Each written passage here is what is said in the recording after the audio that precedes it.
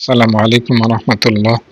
প্রিয় দিনদার ইমানদার পরহেজগার মুত্তাকি মুমিন মুসলমান ভাই ও বোনেরা, এমন কিছু দোয়া আছে যা পাঠ করলে আপনার সওয়াব 1 থেকে 10 গুণ বেড়ে যাবে। কারো কারো ক্ষেত্রে 10 থেকে 100 গুণ বাড়বে, কারো কারো ক্ষেত্রে 100 গুণ থেকে 1000 গুণ বাড়বে। আবার কিছু কিছু আমল এমন আছে যা করলে আপনি শুধু এককালীন সওয়াব পাচ্ছেন না, বরং দীর্ঘমেয়াদী সওয়াব পাবেন। কিছু কিছু সওয়াব আছে করলেন পাইলেন হয়ে গেল। কিছু কিছু সওয়াবের কাজ আছে যা করলেন আস্তে আস্তে পাইতে থাকবেন। বুঝতে পেরেছেন? দেখুন, দুনিয়াতে আমরা 2 ধরনের ইনকাম করি। একটা হলো কাজ করলাম টাকা পাইলাম, আর একটা হলো কাজ করি নাই তারপর টাকা পাচ্ছি। সহজে বোঝানোর জন্য আমি ভালো মন্দ সবকিছু আপনাকে বলি। মনে করেন একজন রিক্সা চালক, সে কাজ করলে, রিক্সা চালালে দিন শেষে 1000 টাকা ইনকাম করতে পারবে। কাজ না করলে সে পারবে না, ঠিক না? তো ইসলামে কিছু কিছু আমল এমন আছে এই রিক্সা চালকের মতো, যদি পড়েন করেন সওয়াব পাবেন, না করলে না পড়লে সওয়াব পাবেন না। আবার কিছু কিছু আমল আছে, ধরেন একজন ব্যক্তির একটা ফ্যাক্টরি আছে, সেখানে 100 জন কর্মচারী আছে, সেখানে অনেক টাকার বিজনেস হয়। সে অফিসে গেল না গেল কোনো যায় আসে না। সে হয়তো বিদেশে থাকে, 6 মাস পর দেশে আসে। প্রতিদিন তার অ্যাকাউন্টে হাজার হাজার টাকা ঢুকতেছে, ব্যবসার লাভ, ঠিক না? সে তার এই ফ্যাক্টরি নিয়ে চিন্তাও করে না, সবকিছু ওকে করে দিয়েছে। এখন ম্যানেজার দেখাশোনা করে, লাভ সব মালিক পেয়ে যাচ্ছে। তো এটা বেশি লাভ না? এটা বেশি উপকার না? শ্রম দিয়ে আপনি আর কত টাকা ইনকাম করতে পারবেন? তার তুলনায় খুবই কম, ঠিক না? তো ইসলামেও মূলত এমন কিছু ব্যবসায়িক দোয়া বা ব্যবসায়িক আমল আছে, মানে যেগুলো করলে ব্যবসার মতো, মানে অনেক দীর্ঘমেয়াদী সওয়াব আপনি পাবেন। বসে বসে সওয়াব পাবেন, ঘুমাইতেছেন সওয়াব পাবেন। আপনি জানেন, আপনি যখন ঘুমান তখন সাধারণত আপনার সওয়াবও লেখা হয় না, গুনাহও লেখা হয় না। কিন্তু এই আমলগুলো যারা করে, এই দোয়াগুলো যারা পড়ে, তাদের জন্য ফেরেশতারা সওয়াব লিখতে থাকে দিন রাত একাকার করে। একজন ব্যক্তি বিড়ি খায়, ঘুমের মধ্যেও কি বিড়ি খায়? না, বিড়ি খায় না, তাই সে ঘুমালে বিড়ি খাওয়ার গুনাহ হচ্ছে না। হ্যাঁ, একজন মানুষ ধরেন জিকির করে সুবহানাল্লাহ সুবহানাল্লাহ, তো যতক্ষণ সুবহানাল্লাহ জিকির করলো ততক্ষণ সওয়াব পেল। কিন্তু ঘুমের মধ্যে তো সুবহানাল্লাহ জিকির করে না, তাই সওয়াব লেখা হয় না। হুম। একজন মানুষ ধরেন মদ খায়, যখন মদ খেলো তখন গুনাহ হলো। মদ খাওয়ার গুনাহ তো এমন না যে সকালে মদ খাইছে তাই সারাদিন মদের গুনাহ হবে, ঠিক না? এমনটা তো না। আরেকজন মানুষ ধরেন নামাজ পড়ে, সকালবেলা নামাজ পড়লো, দুপুরবেলা নামাজ পড়লো, সওয়াব হলো। সন্ধ্যার সময় নামাজ পড়লো, সওয়াব হলো। রাত্রে তো ঘুমাইলো, এখানে তো সওয়াব নাই, ঠিক না? ঘুমের মধ্যে সে রয়ে গেল। কিন্তু বিশেষ কিছু নিয়ম বা বিশেষ কিছু দোয়া আপনি যদি ফলো করতে পারেন, আপনি ঘুমান, আপনি বিবাহ শাদী করেন, আপনি ব্যবসা বাণিজ্য করেন, আপনি বিদেশে যান, আপনি খেলাধুলা করেন, আপনি আনন্দ ফুর্তি করেন, আর যাই করেন, সওয়াব আপনি পাইতেই থাকবেন, সওয়াব আপনার হতেই থাকবে। সওয়াবের মধ্যে আপনার কমতি হবে না, ঘাটতি হবে না। আমি আপনাদেরকে বলি, এই যে আমি আপনাদেরকে দোয়া দুরূদ আমল ও জিফার কথা শেয়ার করি, এতে কিন্তু আমার অনেক লাভ, জানেন? আমি আমার লাভটা আপনাদেরকে একটু শোনাই। আমি আমার সওয়াবের ঘাটতি থাকলেও আমার সওয়াব কিন্তু অন্যভাবে আমি পুষিয়ে ফেলতে পারবো। সেটা কিভাবে আমি আপনাকে একটু ব্যাখ্যা করছি। আপনারা যারা আমার কথাগুলো শুনছেন দয়া করে একটা লাইক করে দিবেন এবং কমেন্টে আমিন লিখবেন। এতটুকু অনুরোধ আপনাদের কাছে রইল, সবাই একটা লাইক করেন দয়া করে। আপনাদের জন্য দোয়া করি, আল্লাহ তাআলা আপনাদেরকে ভালো রাখেন, আপনাদেরকে নিরাপদে রাখেন, আল্লাহুম্মা আমিন। দর্শক, আমার সওয়াবের ঘাটতি আমি কিভাবে পূরণ করতে পারবো? দেখুন, আমার একটা ভিডিও ধরেন 10,000 মানুষ দেখলেন, এর মধ্যে থেকে সাপোজ 100 জন মানুষ আমল করলেন। 100 জন মানুষ আমল করলে 100 জন মানুষ সাপোজ ধরেন 1 লাখ সওয়াব কামাইলো, তাহলে আল্লাহ তাআলা আমাকে কি দিবেন? আমাকেও 1 লাখ সওয়াব দিবেন। আপনি একজন মানুষকে নামাজে নিয়ে গেলেন মসজিদে, ওই লোকটা মসজিদে গেল, নামাজ পড়লো, ওই লোকটা যতটা সওয়াব কামাইলো ওই পরিমাণ সওয়াব আল্লাহ আপনাকে দিয়ে দিবেন। আরো সহজ করে বলি, আপনি একজন রোজাদার ব্যক্তিকে ইফতার করাইলেন, সে সারাদিন কষ্ট করে যেহেতু সওয়াব কামাইছে, আপনি ইফতার করানোর কারণে আল্লাহ খুশি হয়ে ওই পরিমাণ সওয়াব আল্লাহ আপনাকে দিয়ে দেবে। তো আল্লাহ তাআলা যারা দ্বীনের ক্ষেত্রে সাহায্যকারী হয় তাদেরকে অনেক সওয়াব দেন। বুঝতে পেরেছেন? আল্লাহ তাআলা এই বিষয়টাতে অনেক খুশি হন যে আমার বান্দা, আমার বান্দি আরেকজনকে আমার পথে ডেকেছে, আরেকজনকে আমার আমলে সাহায্য করেছে। এতে আল্লাহ তাআলা ভীষণ খুশি হন। তো আমি ধরেন 100 জন মানুষকে আমল করাইতে পারলাম, তো 100 জন মানুষের 1 লাখ সওয়াব হলো, তো আল্লাহ তাআলা আমাকেও 1 লাখ সওয়াব দিবেন। অথচ আমি খাচ্ছি, দাচ্ছি, ঘুমাচ্ছি, ঘুরছি, ফিরছি, কথাবার্তা বলছি, ভালো করছি, খারাপ করছি, হ্যাঁ, আমার খবরও নাই। আপনারা আমল করছেন, ওই আমলের একটা বিনিময় আল্লাহ তাআলা আমাকে দিচ্ছেন। বুঝতে পেরেছেন? এখন এটা আমার জন্য অনেক ভালো না? নিশ্চয়ই ভালো। এ কারণে আমি নিয়মিত আপনাদেরকে আমলের কথা বলি। দেখুন, গুনাহের কথা, আমার মতো গুনাহের কথা বা সওয়াবের কথা আপনারা ইউটিউবে এরকম ভিডিও খুব কম পাবেন এই টপিকে। আমার টপিকই একটা, আমার বিষয়ই একটা। আজ থেকে 3 বছর ধরে এই একটা বিষয় আলোচনা করি, কি কেমনে গুনাহ মাফ করাবেন, কেমনে সওয়াব কামাই করবেন, কেমনে জান্নাতি হবেন, কেমনে জাহান্নাম থেকে বাঁচবেন।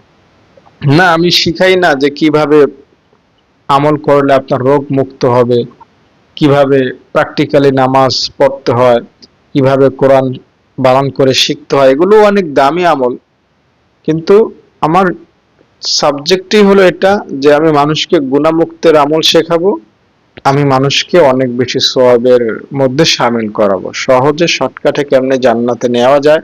যারা মুরব্বী হয়ে গিয়েছেন তারা তো এখন একদম বলা চলে দিশাহারা হয়ে আছেন, তো তাদের জন্য মূলত আমার আলোচনা। আপনারা যারা শুনেছেন অতীতে তারা তো বুঝেছেন আমি কোন বিষয়ে আলোচনা করতে অভ্যস্ত। তো আমি আলোচনা করে আপনারা শোনেন, আপনারা আমল করেন, দুরূদ পড়েন, দোয়া পড়েন, ওজিফা পড়েন, এর একটা ভাগ কিন্তু আল্লাহ আমাকে দিচ্ছেন। নিশ্চয়ই আল্লাহ আমাকে দিচ্ছেন। তার মানে এই না যে আপনাদের সওয়াব থেকে দিচ্ছেন, না, আপনাদের প্রাপ্যটা আল্লাহ তাআলা আপনাদেরকে সমানভাবে দিবেন। আল্লাহ আমাকে যেটা দিবেন সেটা হলো বোনাস হিসাবে, যে তুমি কষ্ট করে আমার বান্দা বান্দীদেরকে ভিডিওর মাধ্যমে উৎসাহ দিয়েছো, তারা আমল করেছে, তো তারা যদি 1 লাখ সওয়াব পায়, আমিও তোমাকে 1 লাখ সওয়াব দিলাম। আপনারা 100 জন মানুষ মিলে যদি 1 কোটি সওয়াব কামান, আমি একে 1 কোটি সওয়াব কামাইতে পারবো কোনো পরিশ্রম ছাড়াই, বসে থাকবো। কারণ কি, আমার কথায় আপনি আমল করেছেন। বুঝতে পেরেছেন? ইসলামের মৌলিক বিষয়গুলো এভাবেই এসেছে। যেমন আবু বকর রাদিয়াল্লাহু তাআলা আনহু, তার সওয়াব সবচেয়ে বেশি, ঠিক না? এখন প্রশ্ন হলো যে তার সওয়াব সবচেয়ে বেশি কেন হলো? কেন হলো? এর উত্তর হলো তিনি প্রথম মুসলিম, প্রথম মুসলমান। তিনি মানুষকে দাওয়াত দিয়েছেন, তার দাওয়াত আরেকজন মুসলিম হয়েছে। হ্যাঁ, তিনি আরেকজনকে দাওয়াত দিয়েছেন, আরেকজনকে শিক্ষা দিয়েছেন। এভাবে আবু বকর রাদিয়াল্লাহু তাআলা আনহু প্রথম মুসলিম হওয়ার কারণে, বা তিনি আল্লাহ তাআলা নবীকে সাহায্য করার কারণে, তিনি আজ পর্যন্ত যত মুমিন মুসলমান আমল করে তাদের একটা সওয়াবের ভাগ তিনি পাচ্ছেন। আমি ওই যে বললাম, আপনারা 100 জন আমল করে 1 কোটি সওয়াব পাইলে আমাকে আল্লাহ 1 কোটি সওয়াব দিবেন। ঠিক তেমনি 1 কোটি সওয়াব হযরত আবু বকর রাদিয়াল্লাহু তাআলা আনহুকেও আল্লাহ তাআলা দিয়ে দিবেন। বুঝতে পেরেছেন? তো এভাবে আবু বকর রাদিয়াল্লাহু তাআলা আনহুর সওয়াব বেড়েই চলছে। হাসরের মাঠে যত মানুষ আছে সবার সওয়াব এক পাল্লায় দেওয়া হবে, আর আবু বকর রাদিয়াল্লাহু তাআলা আনহুর সওয়াব যদি অপর পাল্লায় দেওয়া হয়, তাহলে কার সওয়াবের পাল্লা ভারী হবে জানেন? একজন মানুষের সওয়াব, আবু বকর রাদিয়াল্লাহু তাআলা আনহুর সওয়াবের পাল্লা ভারী হবে। আবু বকর রাদিয়াল্লাহু তাআলা আনহুর সওয়াব যদি সাপোজ 100টা হয়, গোটা দুনিয়ার সব মানুষের সওয়াব 99টা হবে, বেশি হবে না, 100টা হবে না।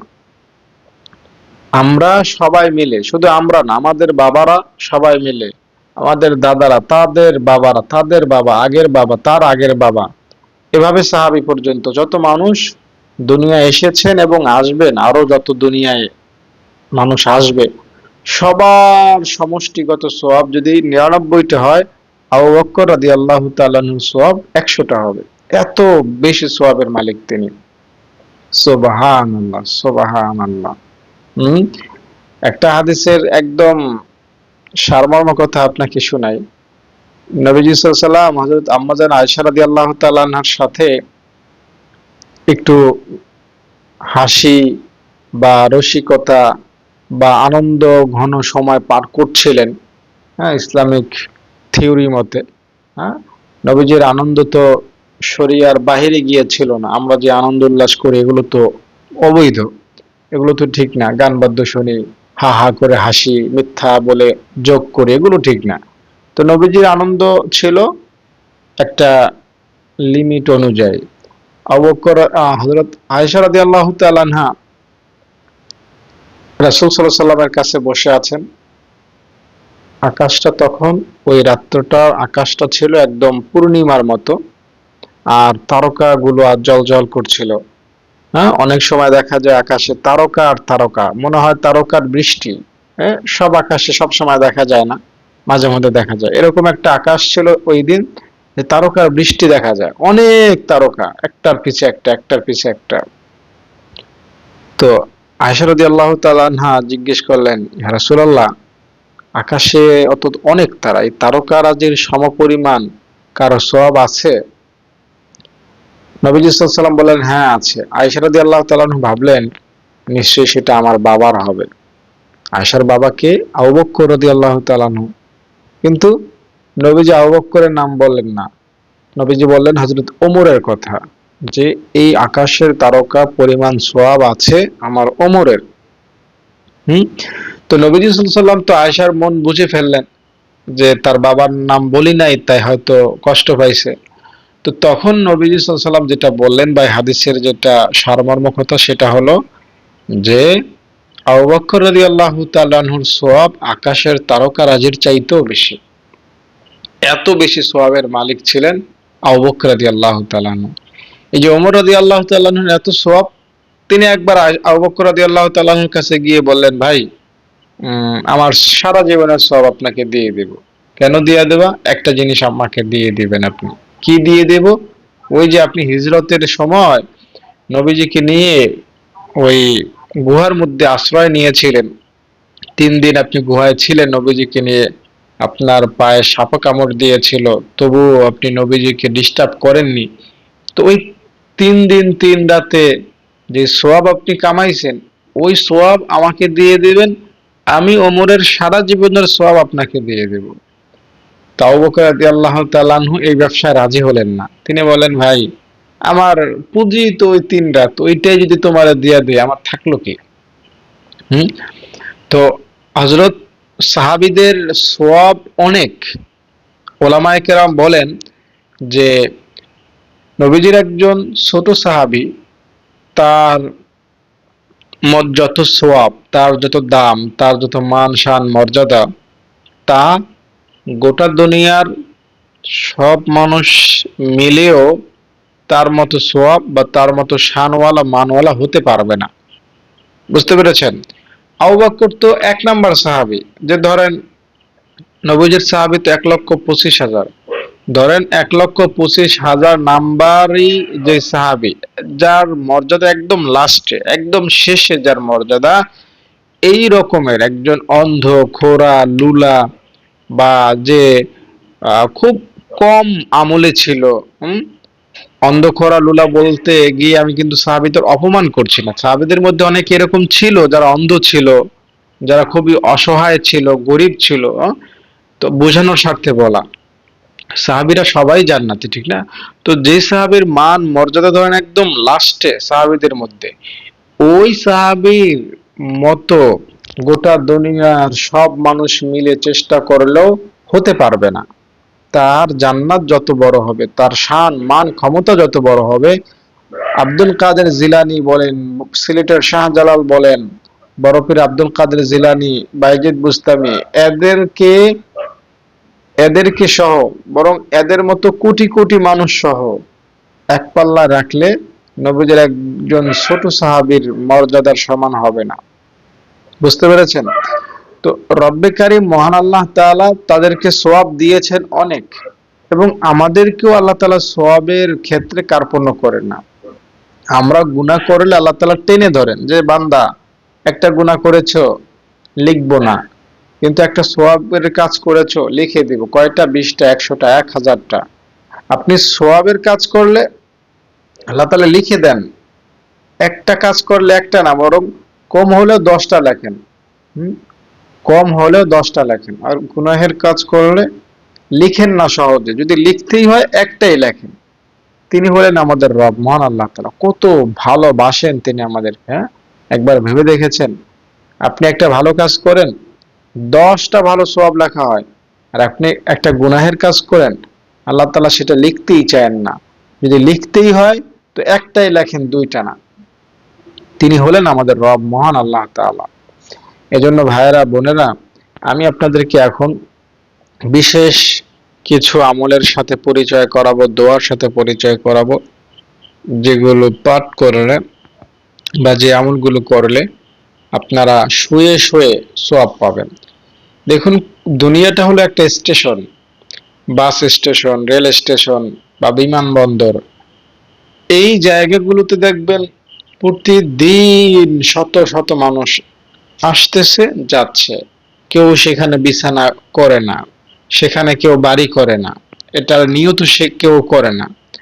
এই আমার বাস চলে আসলো, উঠে যাব চলে যাবে, এখানে আবার কিসের ঘুম, এখানে আবার কিসের বাড়ি গাড়ি, হ্যাঁ?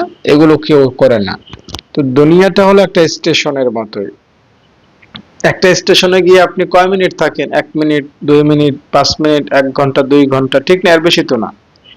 তো দুনিয়াতে আপনি যেই সময়টাতে থাকছেন, যে সময়টা পার করছেন, এটা 1-2 মিনিটের মতোই। মরার পরে আপনার কাছে আল্লাহর নামের শপথ করে বলছি, 1000বার কসম করে বলছি, মরার পরে আপনার এই দুনিয়ার জীবনটা জাস্ট 1 মিনিটের মতোই মনে হবে, আর বেশি না। তো 1 মিনিটের দুনিয়ার জন্য আমরা কত কিছু করতেছি, ঠিক না? তো আসুন, আমরা যেহেতু কবরে চলেই যাব, কবরে তো আমাদের সওয়াব দরকার, ঠিক না? কবরে যদি আপনি বসে বসে সওয়াব পান, এটা আপনার জন্য অনেক ভালো না? আপনি নিজে সওয়াব কামাইলেন আর কবরে গিয়ে সওয়াব পাইতে থাকলেন, দোনোটাই ভালো। তবে কবরে গিয়ে সওয়াব পাইতে থাকা, এটা কিন্তু আরো বেশি ভালো, হ্যাঁ? তো আবু বকর রাদিয়াল্লাহু তাআলা আনহু এবং সাহাবীদের সওয়াব যে কত বেশি সেটা বুঝাইলাম। তারা কেন সওয়াব পাচ্ছেন, তারা কেন এত দামি হলেন সেটাও বুঝাইলাম। আমরা যত মানুষ যত আমল করি, প্রত্যেকটা সাহাবী কিন্তু এর একটা পার্সেন্টেজ পাচ্ছেন। তবে আমাদের সওয়াব কমাই আল্লাহ তাআলা তাদেরকে সওয়াব দিচ্ছেন না, কিন্তু আমাদের সব ঠিক রেখে আল্লাহ তাআলা তাদেরকে এক্সট্রা বোনাস হিসাবে দিচ্ছেন। এবং আল্লাহ আমাকেও দিচ্ছেন, যেটা বলছিলাম আপনাদেরকে, কোন হিসাবে? বোনাস হিসাবে। আপনারা 10 জন মানুষ আমল করে 1 কোটি নেক কামাই করলে আল্লাহ আমাকেও 1 কোটি নেক দিবেন, যদিও আমি আমল না করি। আপনাদেরকে বলেছি, বুঝিয়েছি কষ্ট করে, আপনারা আমলে উদ্বুদ্ধ হয়েছেন, হ্যাঁ, আপনারা আমল করেছেন, এই কারণে খুশি হয়ে আল্লাহ আমাকে দিবেন। তাই এই কাজটা আপনারাও করতে পারেন। তো এখন আমি আপনাদেরকে বলবো, আসুন জানাবো, আসুন কোন দোয়াগুলো, কোন আমলগুলো করলে আসলে আপনি একটা লম্বা সময় ধরে সওয়াব পাইতে পারেন। কবরে আপনি তো এই 1 বছর 2 বছর হয়তো টিকে থাকবেন, এরপরে মাটির সাথে মিশে যাবেন। হ্যাঁ, আবার এটা মনে করেন না যে মাটির সাথে মিশে গেলে তো আমি জাহান্নামী, না। কবরে মাটির সাথে মিশে যাওয়া কবরে পচে যাওয়া, গলে যাওয়া, হাড়ের অস্তিত্ব বিলীন হয়ে যাওয়া, এটা জাহান্নামী হওয়ার লক্ষণ না। বুঝতে পেরেছেন? আমরা অনেকেই মনে করি যে যারা ভালো মানুষ এদের লাশ তো পচে না, হুম এরা তো কবরে গিয়েও রক্ষিত থাকে। এরকম অনেক ঘটনাই পাওয়া যায় যে কবর খনন করা হয়েছে, 20 বছর পর নদী ভাঙ্গেছে, দেখা যায় এখনো তাজা লাশ। এটা ভালো লক্ষণ। তবে তার মানে এই না যে আমার মা মারা গেল, আমার দাদা মারা গেল, তো তার কবর খনন করা হলো, তো তার কবরের লাশটা পচে গেল, তার মানে সে জাহান্নামী না। কবরে লাশ পচা আর কবরে লাশ ভালো থাকা জান্নাতি হওয়া বা জাহান্নামী হওয়ার কোনো সার্টিফিকেট না। তবে নিশ্চয়ই যার লাশ পচে না সে নিশ্চয়ই ভালো লোক। তবে যার লাশ পচে গিয়েছে সে যে জাহান্নামে যাবে এটা না। কিন্তু তো আমাদের লাশ পচে যাবে, 2 বছর পর লাশ খুঁজেও পাওয়া যাবে না, কিন্তু আমাদের অ্যাকাউন্টে যদি কিয়ামত পর্যন্ত সওয়াব চলেই যেতে থাকে, সওয়াব পেতেই থাকি আমরা, এটা ভালো না? তো চলুন দেখুন, আমরা দেখি আসলে কি কি আমল করলে বা কোন কোন দোয়া করলে পড়লে আমরা একটা সওয়াব পেতে পারবো লং সময় ধরে। প্রথমে আমি আপনাকে বলবো, আপনি আপনার টাকা, আপনার সম্পদ এটা দান করেন। যেখানে দান করলে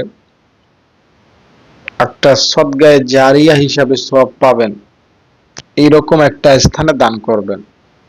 সেটা হতে পারে মসজিদ, এতিমখানা, লিল্লা বোর্ডিং, হ্যাঁ, এই রকমের জায়গা দান করবেন। ঠিক আছে? অনেক এমন দান আছে যেগুলো করলে আপনি এককালীন একটা সওয়াব পাচ্ছেন, আর কিছু কিছু দান আছে যা করলে আপনি এককালীন না বরং লম্বা সময় ধরে সওয়াব পাবেন। সাপোজ ধরেন 2005 সালে আপনি কোন একটা মসজিদের কাজে 20 টাকা দিয়েছিলেন, হুম আজ থেকে প্রায় 21 বছর আগে।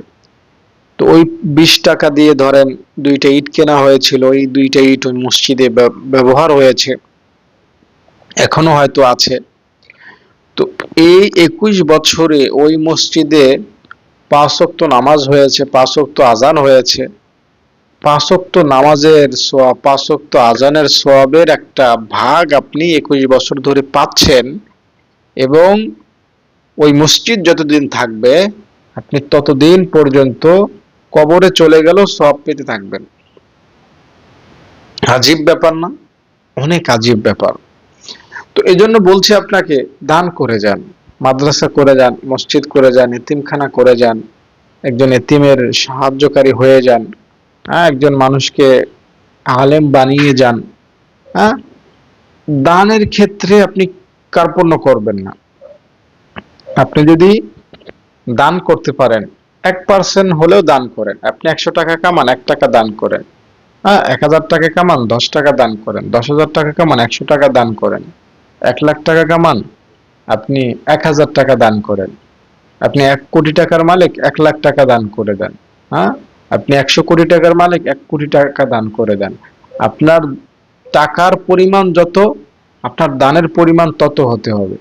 একজন মানুষ কামাই করে মাসে 20,000 টাকা, সে দান করে 200 টাকা, তার জন্য একটা ঠিক আছে, একটা ভারসাম্য বহন করে। আরেকজন মানুষ 2-3 লাখ টাকা কামাই করে মাসে, সে যদি 200 টাকা দান করে, এটা কিন্তু তার জন্য হয় না। তো আপনার কামাই যত, আপনি দান করবেন তত। দান যদি করে যান, আপনি কবরে বসে বসে সওয়াব পাবেন। এরপরে আপনি আপনার সন্তান বা আত্মীয় স্বজন বা কোনো এতিম বা কোনো যে মাদ্রাসায় পড়তে ইচ্ছুক, কোরআন হাদিস পড়তে ইচ্ছুক, এমন কাউকে কোরআন হাদিস শিক্ষা দেন, কোরআন হাদিস শিখিয়ে যান। সন্তান নাই, নাতিপুতি আছে, শিখান। নাতিপুতি নাই বা তারা শিখতে আগ্রহী না, সমস্যা নাই, যে শিখতে আগ্রহী তাকে সাহায্য করেন। হুম একটা এতিম বাচ্চা পড়তে পারে না, তাকে সাহায্য করেন। এতে করে আপনি কবরে বসে বসে সওয়াব পাবেন। হুম তো এই 2টা আমল আমি আপনাদেরকে পরামর্শ দিব, বেশি বেশি করবেন। এটা কিন্তু নবীজির একটা প্রেসক্রিপশন, নবীজি বলেছেন যে তোমরা যখন মারা যাও তো কিচ্ছু তোমাদের সাথে যাবে না, কিচ্ছু তোমরা কবরে পাবা না, কিন্তু কিছু আমল আছে যা করলে কিন্তু তোমরা কবরেও সওয়াব পাবা। তার মধ্যে একটা হলো দান করা, আর একটা হলো সৎ সন্তান রেখে যাওয়া। হুম দর্শক, এখন আমি আপনাদেরকে কিছু দোয়ার কথা বলবো, যে দোয়াগুলো পাঠ করলে আপনার একটা লম্বা সময় ধরে সওয়াব পাবেন, একটা লম্বা সময় ধরে সওয়াব পেতে পারবেন। তার মধ্যে একটা দোয়া হলো এমন, জাযাল্লাহু আন্না মুহাম্মাদান মা হুয়া আহলুহু। এই দোয়াটা যদি পাঠ করেন একবার, তাইলে পরে 70 জন ফেরেশতা 1000 দিন পর্যন্ত সওয়াব লিখবে। 1000 দিন হয় ধরেন 3 বছর, 3 বছর 1000 দিনই 3 বছরের মতো হয়। তো আপনি যদি এই দোয়াটা 100 বার পড়েন, তাহলে কিন্তু মোটামুটি 300 বছর আপনি কবরে শুয়ে শুয়ে সওয়াব পাবেন। আবার এই দোয়াটা যদি আপনি 200 বার পড়েন, তাহলে বলা চলে আপনি 600 বছর কবরে শুয়ে শুয়ে সওয়াব পাবেন। দোয়াটা যদি আপনি 400 বার পড়েন, তাহলে 1200 বার কবরে শুয়ে শুয়ে সওয়াব পাবেন। 800 বার পড়লে 2400 বছর, মানে 2400 বছর আপনি কবরে শুয়ে শুয়ে সওয়াব পাবেন ইনশাআল্লাহ। তো আমি আপনাকে যেটা বলতে চাচ্ছি, বোঝাতে চাচ্ছি, সেটা হলো এই দোয়াটা পাঠ করবেন। এই দোয়াটা আপনার সারা জীবনে যদি 1,00,000 বার পড়তে পারেন, তাহলে আপনার ক্যালকুলেটরে হিসাব ধরবে না যে কত বছর আপনি সওয়াব পাবেন। আপনার ঘরে যে ক্যালকুলেটর আছে ওইটা ফেল করে ফেলবে যদি 1,00,000 বার। মূলত আল্লাহর একটা কথা আছে, বান্দা আমি যে তোমার কত সওয়াব দিব তা তুমি হিসাব করতে পারবে না, বিনা হিসাবে দিব।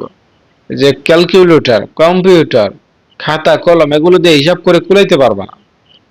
আকাশে কয়টা তারা আছে আপনি কি হিসাব করে কুলাইতে পারবেন? আপনার মুখে বলতে পারবেন?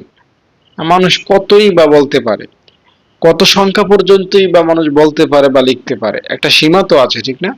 আল্লাহ বলেন, বান্দা এই সীমা অতিক্রম করে আমি তোমার সওয়াব দিব, তুমি তোমার সওয়াব দেখে হতবাক হয়ে যাবা মরার পরে। এজন্য এই দোয়াটা আপনি আপনার সারা জীবন, আপনি তো এখন আর মরছেন না, যতদিন না মরতেছেন ততদিন তো সময় আছে আপনার হাতে। 1,00,000 বার এই দোয়াটা পাঠ করা এটা কোনো কঠিন বিষয়ই না। একদিনে 10,000 বার পাঠ করলে 10 দিনে 1,00,000 বার হয়ে যায়।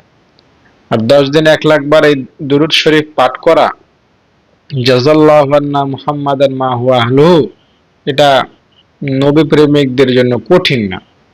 বুঝতে পেরেছেন? নবী প্রেমিক যারা, তারা একদিনে জুমার দিনে 10,000 বার দুরূদ পড়ে ফেলেন। আপনি যদি 5,000 বার করে প্রতিদিন এই দুরূদটা পড়েন, তাহলে 20 দিন সময় লাগবে। হ্যাঁ, যদি ধরেন আর একটু কমায় 3,000 বার করে পড়লেন, তাহলে 1 মাস সময় লাগলো, 1,00,000 বার হয়ে গেল। 3,000 বার এই দুরূদটা পড়া তো অন টাইম, কোনো ব্যাপারই না, 1 ঘন্টার খেলা। তো এই জন্য ভাই বোনেরা, আপনারা এই দোয়াটার সাথে নিজেকে খাপ খাওয়াবেন, পাঠ করবেন, ইনশাল্লাহ অনেক সওয়াবের মালিক হবেন। এখন আমি আরেকটা আমল আপনাকে বলি, সেটা হলো লা ইলাহা ইল্লাল্লাহ। লা ইলাহা ইল্লাল্লাহ এই দোয়াটা আপনি বেশি বেশি পাঠ করবেন। দেখুন, এই যে লা ইলাহা ইল্লাল্লাহ, এই দোয়া এবং কালিমা শাহাদাত আশহাদু আল্লা ইলাহা ইল্লাল্লাহ ওয়া আশহাদু আন্না মুহাম্মাদান আবদুহু ওয়া রাসূলুহু, এগুলো কিন্তু আপনার পক্ষে এবং বিপক্ষে যেতে পারে।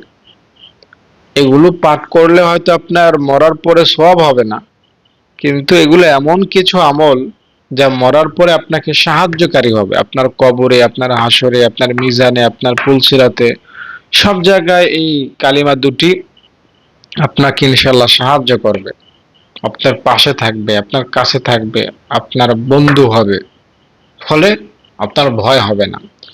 এই জন্য ভাইয়েরা বোনেরা যারা আমার কথাগুলো শুনলেন, আশা করি আমল করবেন। কি আমল করবেন? দান করবেন, যেখানে সদকায়ে জারিয়া হয়। হ্যাঁ, একটা বই কিনে দিলেন একজনকে, হ্যাঁ, একটা কোরআন হাদিয়া দিলেন কাউকে, কোরআন পড়লো, সওয়াব পাইলো, আপনিও সওয়াব পাইলেন। হ্যাঁ, এই আমলগুলো করবেন বেশি বেশি, ইনশাআল্লাহ এতে করে আপনি অনেক সওয়াবের মালিক হতে পারবেন। আল্লাহ তাআলা বান্দাকে কম সওয়াব দেন না, বান্দাকে দিতেই থাকেন। আল্লাহ তাআলা বান্দাকে দিতে পারলেই আল্লাহ তাআলার ভালো লাগে। এ সম্পর্কে একটা ঘটনা আমি আপনাদেরকে বলি।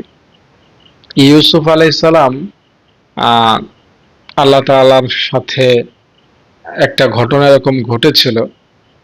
ইউসুফ আলাইহিস সালাম উম, একবার খাবার দিচ্ছিলেন মানুষদেরকে, দুর্ভিক্ষ চলছিল, সবাই খাবার চাচ্ছিল সরকারের কাছে। তো ইউসুফ আলাইহিস সালাম তখন রাষ্ট্রের খাদ্যমন্ত্রী ছিলেন।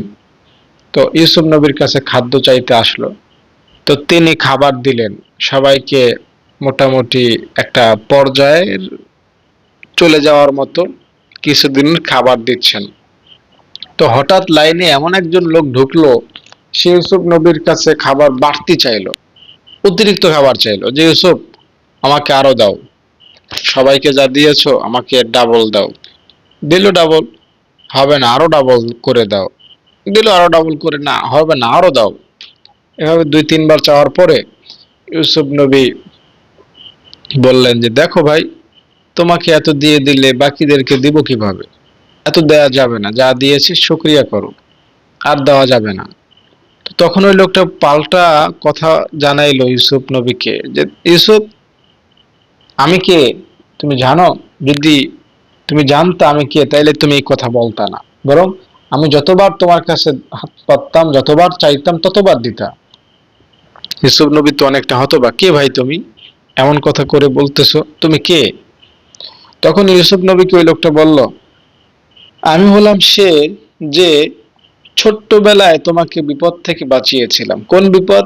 ওই যে জুলাইখা তোমাকে বলেছিল তার স্বামীর কাছে যে তুমি আমার সাথে খারাপ কাজ করেছো, তোমার কোনো সাক্ষী ছিল না। তো ওই দিন তোমাকে বাঁচাইছিল কে? আল্লাহ বাঁচাইছিল কার উসিলায়? একটা শিশুর উসিলায়। শিশু কি বলেছিল? যে শিশু দুধ খায়, যে শিশু কথা বলতে পারে না, ওই শিশু সাক্ষী দিয়েছিল যে ইউসুফ পবিত্র, ইউসুফ এই ধরনের কাজ করেন নাই। হ্যাঁ? তো ওই শিশু ওই দিন ওই কথা বলার কারণে তো তুমি বেঁচে ছিলা, তোমার সম্মান রক্ষা পেয়েছিল, ঠিক না? তো ওই শিশুর উসিলায় তো তুমি বাঁচছিলা, রক্ষা পেয়েছিল। হ্যাঁ, ওই শিশুটাকে তবে খুঁজছি, তাকে প্রশংসা করা উচিত। সে কেমন আছে, কোন হালতে আছে, তাকে তো আমার শুকরিয়া করা উচিত। তখন ওই লোকটা বলল যে আমি হলাম ওই শিশু, বড় হয়ে গিয়েছি আজকে তোমার সামনে অনেকদিন পর হাজির, তাই চিনতে পারো না, আমি হলাম ওই শিশু। তখন ইউসুফ আলাইহিস সালাম অনেক খুশি, অনেক খুশি মানে বেশ খুশি।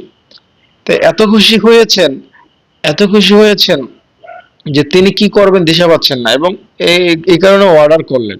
হ্যাঁ, তার যে কর্মচারী ছিল, এই 1 কেজি 2 কেজি 3 কেজি 5 কেজি করে দিলে হবে না, তারে তারে বস্তা ভরে দাও। দিতেছে দিতেছে দিতেছে দিতেছে তো দিতেছে। কতটা দিল? এতটা দিল, এতটা দিল, প্রায় 100 জন মানুষের সমান তাকে দিয়ে দিল। হুম, এত পরিমাণ খুশি। তো আল্লাহ তাআলা পরক্ষণে ইউসুফ নবীকে ডাকলেন ওহীর মাধ্যমে, ইউসুফ কি ব্যাপার, তাকে এত দিয়ে দিলা? আল্লাহ আমার মন খুশি করেছে। কিভাবে? ও আমাকে পবিত্র বলেছিল, আমি পবিত্র, আমি আমি অপবিত্র না, আমি জুলাইখার সাথে খারাপ কাজ করি নাই। ও আমাকে পবিত্র বলেছিল সেদিন, আমি খুশি হয়েছি, এই কারণে আমি এত এত তাকে দিয়েছি। আল্লাহ তাআলা তখন বললেন, ইউসুফ তোমার পবিত্রতা কয়বার কইছে? আল্লাহ একবার কইছে। একবার কওয়াতে তুমি এত খুশি? ইউসুফ তাইলে শোনো, আমার যে বান্দা আমাকে সুবহানাল্লাহ বলে, আমাকে বলে আল্লাহ তুমি পবিত্র, আমার যে বান্দা আমাকে পবিত্র বলে ঘোষণা দেয়, সকালেও বিকালেও রাতেও নামাজেও মোনাজাতেও দিনে রাতে চলতে ফিরতে সব সময় আমাকে সুবহানাল্লাহ বলে, আমাকে পবিত্রতা ঘোষণা দেয়, আমি আল্লাহ তাইলে আমার বান্দারে কতটা দিব একটু চিন্তা করে দেখো। একবার পবিত্র ঘোষণা দেওয়ার কারণে যদি তুমি এত খুশি হও, এত পরিমাণ দিতে পারো, তাইলে তোমার রব আমি আল্লাহ আমার বান্দাকে কত দিতে পারি। সুবহানাল্লাহ। এই ঘটনা থেকে কিচ্ছুটা আন্দাজ করা যায় যে আমরা যদি সুবহানাল্লাহ কই, আল্লাহ এই পরিমাণ দেয়, এই পরিমাণ সওয়াব দেয়, যা আমরা এই চিন্তা দিমাগ, চিন্তা মস্তিষ্ক দিয়ে চিন্তা করে কুলাতে পারবো না। এই কলম দিয়ে এই খাতা ভরলেও লেখা শেষ করতে পারবো না। হুম, এই মুখ দিয়ে 1000 বার বললে ওইটা বলা হবে না, এই পরিমাণ আল্লাহ খুশি হন এবং এই পরিমাণ সওয়াব আল্লাহ আপনাকে আমাকে দিয়ে থাকেন। বাস্তব কথাই শোনাচ্ছি। হাদিসে তবে এতটুকু পাওয়া যায়, হাদিসের কথাই বলছি, বাড়ায় না, যে তুমি যদি সুবহানাল্লাহ আলহামদুলিল্লাহ বলো, তাহলে বেশি না, মোটামুটি আসমান জমিনে যতটুকু ফাঁকা জায়গা দেখো, সব ফাঁকা জায়গা সওয়াবে ভরে যায়। বেশি না তো, ঠিক না? এই একটুই তো চিন্তা করা যায়, আসমান জমিনের ফাঁকা জায়গা ভরে যায়। আল্লাহু আকবার, আল্লাহু আকবার। মাত্র একবার পড়লে, তাইলে যে যে বান্দা 2 বার পড়ে, তাইলে যে বান্দা 100 বার পড়ে, তাইলে আল্লাহর যে বান্দা 1000 বার পড়ে, আর এই রকমের বান্দা তো দুনিয়াতে অভাব নাই, যারা সুবহানাল্লাহ 1000 বার প্রতিদিন পড়ে, এটা তাদের জন্য মামুলি ব্যাপার। তাহলে তাদের সোয়াবের ঘাটতি অবস্থা কত বেশি। আল্লাহ আকবার, আল্লাহ আকবার। এই জন্য ভাইরা, যারা সোয়াব বেশি কামানোর আশায় আমার কথাগুলো শুনলেন, আশা করি আপনারা অনেক বেশি ভিডিওটা দেখে উপকৃত হয়েছেন, এই আমলগুলো করবেন। চলুন আমরা একটু ছোট্ট করে মোনাজাত করি। আল্লাহুম্মা আমিন। আয় রাব্বুল আলামিন, তোমার কিছু বান্দা বান্দীদেরকে নিয়ে তোমার দরবারে হাত উঠাইলাম। আল্লাহ, আমাদের সোয়াবের দরকার, গুনাহ মাফের দরকার, আমাদের গুনাহগুলো মাফ করে দাও, আমাদেরকে অনেক বেশি সোয়াবের মালিক বানায়া দাও। আল্লাহ, দুনিয়াতে যার যত টাকা, তার তত পরিচয় পরিচিতি, তার তত সম্মান ক্ষমতা। আল্লাহ, হাসরের মাঠে তো টাকার কোনো চল নাই, হাসরের মাঠে শুধুই নেক আর নেক। যার সওয়াব যত বেশি, তার সম্মান তত বেশি। আল্লাহ, হাসরের মাঠে আমাদের সওয়াব সবচেয়ে বেশি বানায়া দিও। আল্লাহ, আমাদের সব দেখে যেন নবীজি গর্ববোধ করে। আল্লাহ, যেই ছেলের রেজাল্ট ভালো হয়, ওই বাবার মনটা ভরে যায়। আমার ছেলে ক্লাসে 1 নাম্বার হয়েছে, আমার ছেলের রেজাল্ট 1, বাবার মন ভরে যায়। আল্লাহ, নবীর সামনে দাঁড়াবো, আমাদের রেজাল্ট যদি ভালো না হয়, নবীজি তো আমাদেরকে নিয়ে গর্ব করতে পারবে না, আমাদেরকে দেখলে নবীজির মনটা খারাপ হয়ে যাবে। আল্লাহ, নবীজির মন আমরা ভাঙতে চাই না, এই পরিমাণ সওয়াব দাও, এত বেশি সওয়াব দাও, হাসরের মাঠে নবীজির সামনে দাঁড়াইলে যেন নবীজির বুকটা ভরে যায়। আয় আমার উম্মত, আয় আমার বুকে আয়, এত সওয়াব নিয়ে আইছো, আয় তোরে আমি জান্নাতে নিয়ে যাই। আল্লাহ, আমাদের সওয়াবের মধ্যে তুমি কমতি কইরো না। আল্লাহ, আমরা সওয়াবের কাজ করতে পারি না, যতটুকু পারি করি, এই কাজটা তুমি বাড়াইয়া দিও, এর সওয়াব তুমি বাড়াইয়া দিও। আল্লাহ, নামাজ পড়ে ভুল, জিকির করে ভুল, দোয়া দরুদ পড়ে ভুল, সব জায়গায় ভুল, তুমি কবুল করে লইও। আয় রব্বুল আলামিন, এই ভিডিওতে যারা যুক্ত আছেন, যারা আমার কথাগুলো শুনতেছেন, আমরা প্রত্যেকেই যেন নবীজির সামনে আমাদের সওয়াব নিয়ে দাঁড়াইতে পারি, আমাদেরকে নিয়ে যেন নবীজি গর্ব করতে পারে। আল্লাহ, আমাদেরকে নিয়ে যেন নবীজি অন্যান্য নবীদের সাথে গর্ব করতে পারে। আল্লাহ, হাসরের মাঠে আমাদেরকে লাঞ্ছিত করো না। আল্লাহ, দুনিয়াতে গুনাহ করেছি, কেউ জানে না, গুনাহের খবর কাউকে বলে দিও না হাসরের মাঠে। আল্লাহ, খাস করে এই ভিডিওতে যারা যুক্ত আছেন, যাদের মা বাবা অন্ধকার কবরে চলে গেছেন, তাদের মা বাবার কবরকে জান্নাতের বাগান বানায়া দাও। খাস করে আল্লাহ, আমার জনম দুঃখিনী মা, 3.5 হাত কবরে আজকে 2টা বছর হলে ঘুমায়, জানি না কোন হালতে আছে, কি অবস্থায় আছে। আল্লাহ, মাফ চাই, আমার মার পক্ষ হয়ে আমি তোমার কাছে মাফ চাই। আমার মার জিন্দেগির তামাম গুনাহগুলো মাফ কইরা দাও। আমার সম্মানিত আম্মার কবরটা জান্নাতের বাগান বানাইয়া দাও। আয় আল্লাহ, যে সকল ভাই বোন আমার সাথে যুক্ত হয়ে আমার কথাগুলো শুনলেন, সবাই তুমি মাফ করে দাও, সবাইকে তুমি অনেক বেশি নাকের মালিক বানায়া দাও। আমিন আমিন বিরহমাতিকা ইয়া আরহামার রাহিমিন। প্রিয় ভাইয়েরা, প্রিয় বোনেরা, যারা আমার কথাগুলো শুনলেন সবার প্রতি কৃতজ্ঞতা রইল। যারা লাইক করেছেন, কমেন্ট করেছেন, অনেক অনেক ধন্যবাদ। আমি ভিডিওটা শেষ করব, আজান হয়ে যাচ্ছে, এশারের নামাজ পড়তে হবে, আপনারাও এশার নামাজ পড়বেন। আর আমাদের একটা এতিমখানা মাদ্রাসা আছে, এখানে আপনারা দান করেন অনেকেই। আপনারা আবারও দান করতে চাইলে আমাকে ফোন করবেন এই নাম্বারে 013-1730-5156। এই নাম্বারে ফোন করে আমার সাথে কথা বলে দান করবেন। তো যে সকল ভাইয়েরা আমার সাথে যুক্ত ছিলেন দীর্ঘ সময় ধরে, আপনাদের সবার প্রতি কৃতজ্ঞতা। আপনাদেরকে একটা কথা বলে যাই, আল্লাহ তাআলা হলেন আমাদের মালিক। আপনি আমি আল্লাহ তাআলার গোলাম। মালিক চাইলে তার গোলামকে মারতে পারে, কাটতে পারে। গোলামের কোনো অধিকার নাই মালিককে প্রশ্ন করার। তো আল্লাহ তাআলা চাইলে আপনাকে আমাকে সাপ দিয়ে কামড়াতে পারেন, আগুন দিয়ে পোড়াতে পারেন, জাহান্নামের মধ্যে ফেলে তালা মেরে রাখতে পারেন। আল্লাহ তাআলার ইচ্ছা, আল্লাহ তাআলার মর্জি, আমাদের কিচ্ছু করার নাই। এবং আমরা আল্লাহ তাআলার বান্দা। আমরা যদি শাস্তি পাইও, আমরা কিন্তু পরকালে গিয়ে আল্লাহ তাআলার বিরুদ্ধে গিয়ে কোনো কথা বলবো না, আল্লাহ তাআলাকে গালি দিব না। কারণ আমরা আল্লাহকে ভালোবাসি। দুনিয়াতে একটু বিপদে পড়লে হয়তো অনেকে আল্লাহকে গালি দেই, আল্লাহকে, যারা বোঝে না। বাকি বেশিরভাগ মানুষই যারা আল্লাহকে বিশ্বাস করে, আমরা বিশ্বাস করি, আমাদেরকে আল্লাহ অসুস্থতা দিলে আমরা কিন্তু ভেতর থেকে আনন্দিত হই যে আমার আল্লাহ অসুস্থ বানাইছে, আমি খুশি, আল্লাহ আমার দেখছে। হ্যাঁ, অসুস্থতার তো কোনো শক্তি নাই যে সে নিজে নিজে আমার মধ্যে আসবে, ঠিক না? সেটা যারা ভাবে তারা তো শিরক করে। আমার জ্বর হয়েছে, আল্লাহ আমার দিকে তাকাইছে, আল্লাহ আমার জ্বর দিত না তো, আমাকে দেখছে, আল্লাহর ভালো লাগছে, আমার জ্বর দিচ্ছে, আমি খুশি।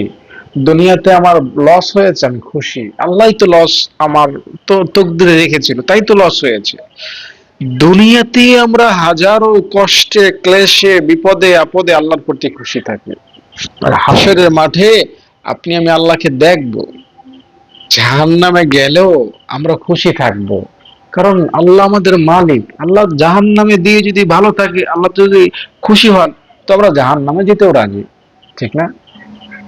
আর একটা কথা কি জানেন, কাফের হোক আর মমিন হোক, জাহান্নামী যত থাকবে কেউ কিন্তু আল্লাহকে গালি দিবে না। এটা বাস্তবতা, এটা সত্যি কথা। জাহান্নামে আপনি তো জান্নাতে যাবেন আশা করি, আপনি জাহান্নামীদেরকে দেখতে পাবেন। জাহান্নামে গেলে জান্নাতে গেলে জাহান্নামীদেরকে আপনি দেখতে পাবেন, যে দেখবেন এ এ জাহান্নামে পড়ছে, ও জাহান্নামে পড়ছে, কিন্তু সবাই আল্লাহকে স্মরণ করছে, কেউ আল্লাহকে গালি দিচ্ছে না। অথচ তারা আগুনই পড়ছে, সাপ সাপে দংশন করছে, তারা বিভিন্ন শাস্তির সম্মুখীন। তাদের মাথার ঘামগুলো টকবক করে পড়ছে, মাথার মগজগুলো টকবক করে উতলাচ্ছে ভাতের মারের মতো। কিন্তু তাদের দিলে, তাদের মুখে আল্লাহ তাআলার জিকির, তাদের দিলে, তাদের মুখে আল্লাহ তাআলার স্মরণ, আল্লাহ তাআলা সম্পর্কে কোনো খারাপ ধারণা নেই। পরকালটা এমনই, আপনি জান্নাতে থাকেন চাই জাহান্নামে থাকেন, জান্নাতীরাও আল্লাহকে স্মরণ করবে, জাহান্নামীরাও আল্লাহ তাআলার বিরুদ্ধে কথা বলবে না। বুঝতে পেরেছেন? এজন্য পরকালে যদি আল্লাহ তাআলা আমাদেরকে শাস্তি দেন, সেটা আল্লাহর ইচ্ছা। আল্লাহ তাআলা যদি আমাদেরকে জান্নাত দেন, সেটাও আল্লাহ তাআলার ইচ্ছা। আমরা আল্লাহ তাআলার বান্দা, আল্লাহ যেটা করবেন সেটার প্রতি আমরা মাথা নত করে সেটা মেনে নিব। এর নামই হলো বান্দা, এর নামই হলো বান্দি। তো এই রকমের বিশ্বাস রাখবেন, ঠিক আছে? আল্লাহ, আমি তোমার বান্দা, আমি তোমার বান্দি, তুমি আমারে জান্নাত দিও, এটা তোমার কাছে আমার আরজি, অনুরোধ। তবে কোনো কারণে যদি জাহান্নাম দিয়েও দাও আমাকে, তোমার হুকুমের বিরুদ্ধে আমি কিন্তু কোনো কৈফিয়ত তুলবো না, কোনো জিজ্ঞাসা করবো না যে আল্লাহ কেন আমাকে তুমি জাহান্নামে দিবা। ওই গুনাহগারকে তুমি জান্নাত দিলে, আমারে কেন দিবা না জান্নাত? না, আল্লাহ আমাকে জাহান্নামে দিল, আমার তো তোমার হুকুমের প্রতি আমি খুশি থাকব। তুমি যদি আমাকে জাহান্নামে দাও, আমি তোমার বিরুদ্ধে যাব না। তুমি যদি আমাকে জান্নাত দাও, আমি শুকরিয়া করব। জান্নাত পাওয়ার যোগ্য তো আমি না, তারপরও জান্নাত দিচ্ছ, এটা আমার জন্য অনেক পাওনার ব্যাপার, অনেক ভাগ্যের ব্যাপার। তো এই ধরনের বিশ্বাস অন্তরে রাখেন, ইনশাল্লাহ দিলটা খুশি হবে, দিলটা শান্তি পাবেন। মরণ তো হবেই। আমি একটা কথা বলি অনেক সময়, যে জান্নাতে যাওয়া এটা 2 দিনের ব্যাপার।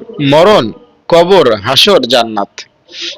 আপনি জান্নাতে দেখবেন, আজকে ধরেন শুক্রবার, রবি সোমবার, সোমবার জান্নাতে চলে গিয়েছেন আপনি জান্নাতে, অথচ 40,000 বছর কবরে, 50,000 বছর হাসরে থাকতে হবে। এই সময়গুলো আপনার কাছে 2 দিনের মতো মনে হবে। আল্লাহ তাআলা ওই যে আমাদের নবী সাল্লাল্লাহু আলাইহি সাল্লাম, অনেক কথাই চলে আসে, আজান হয়ে যাচ্ছে, 1 মিনিট সময় দেন। আমাদের নবী সাল্লাল্লাহু আলাইহি সাল্লাম মেরাজে গেলেন না? মেরাজে গেলেন, জান্নাতে গেলেন, জাহান্নাম দেখলেন, আল্লাহ তাআলার সাথে কথা বলেন। না জানি কত লক্ষ লক্ষ বছর নবীজি সেখানে ছিলেন। কিন্তু কি কি হলো, দেখা গেল নবীজি যে পানি দিয়ে উজু করছিলেন, ওই পানি এখনো গড়ায় গড়ায় গড়ায় গড়ায় নিচে নামছে। আপনি যদি পানি দিয়ে উজু করেন উঁচু জায়গায়, পানি নিচে পড়তে থাকে না? হুম। তো সময় খুবই সংক্ষিপ্ত ছিল, কিন্তু কত কিছু নবীজি করে ফেলেছেন এর মধ্যে, ঠিক না? তো কবরের 40,000 বছর, হাসরের 50,000 বছর আপনার কাছে চুটকির মতো মনে হবে, যদি আপনি আল্লাহ তাআলা সম্পর্কে এই রকমের ভালো ধারণা রাখতে পারেন এবং বেশি বেশি সওয়াবের কাজ করতে পারেন এবং বেশি বেশি আল্লাহর কাছে মাপ চাইতে পারেন। তো চলুন আমরা প্রতিজ্ঞা করি, নিয়ত করি, যে আল্লাহ তোমার কাছে তো আসবই, কিছু ভালো আমল নিয়ে আসবো। নবীজির সামনে তো দাঁড়াতে হবেই। হ্যাঁ, নবীজি তো জিজ্ঞেস করবেন কি নিয়ে এসেছো, তোমার আমল নামাটা আমাকে দেখাও। তো আমার আমল নামার মধ্যে যদি নবীজির জন্য দুরূদ না থাকে, সালাম না থাকে, নামাজ না থাকে, রোজা না থাকে, নবীজি তো আমাকে ধিক্কার দিয়ে পাঠায় দেবেন, যা তোর জন্য আমি সুপারিশ করব না, ঠিক না? বললেও বলতে পারেন, তবে নবীজির অন্তরটাও কিন্তু দয়ার এবং মায়ার। তাই স্বাভাবিকভাবে আপনাকে আমাকে নবীজি কাছে টেনেই নেবেন। তবে আমাদের সওয়াব কম হলে এটা কিন্তু আমাদের জন্যই ব্যর্থতা। আসুন আমরা পরকালের ফিকির করি, পরকালের চিন্তা করি এবং মরণের কথা স্মরণ করি।